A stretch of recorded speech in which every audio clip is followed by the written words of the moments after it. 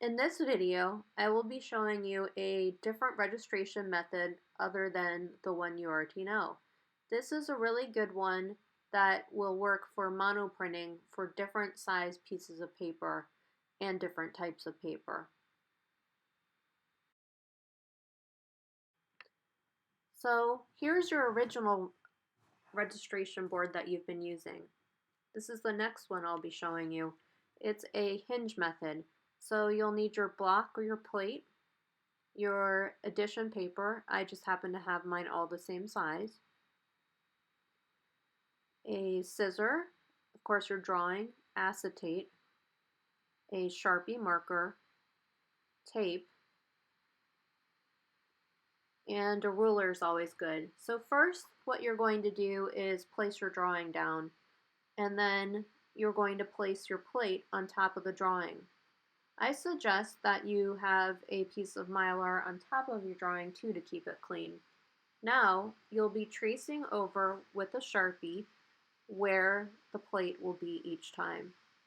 This is a good guideline for you, so you know after inking up where to put the plate back.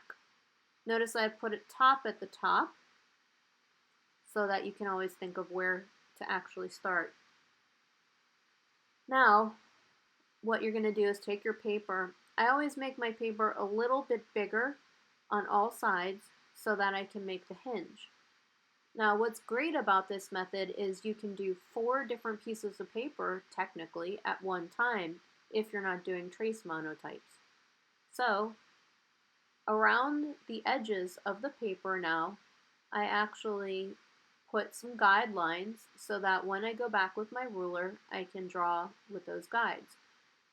One of the things that I like to do is always have a very thin piece of paper in order to see the drawing underneath where I'm actually aligning the paper. Spend some time with this. Make sure it's not crooked, because this will guide everything that you're doing in the future. Now, with a pencil, I didn't do this originally, you should have on all pieces of your paper top. A lot of monoprinting tends to be much more expressive and abstract, so you want to keep that in mind, knowing where the top is. Now I'm going to use my ruler and I'm going to draw around where my paper will lay each time. Now if you have multiple types of paper, what you can do is just use different color markers and mark where those papers are ahead of time. Since this is a demo, I'm just quickly going through it. Normally I would take time with it. Now, I also like to use my healable mat underneath my registration system, as well as you can just use grid paper if you don't have a healable mat. You can also put this on a piece of wood or a piece of chipboard, because then you can carry it with you and it will always remain in the same location. What I like to do with my Mylar is clean it up after I use it, so I can reuse the Mylar over and over again. I usually use denatured alcohol to take off any of the extra Sharpie. With your paper now, first make sure that your Sharpie is dry. You're going to lay the paper in its rectangle that you've already created.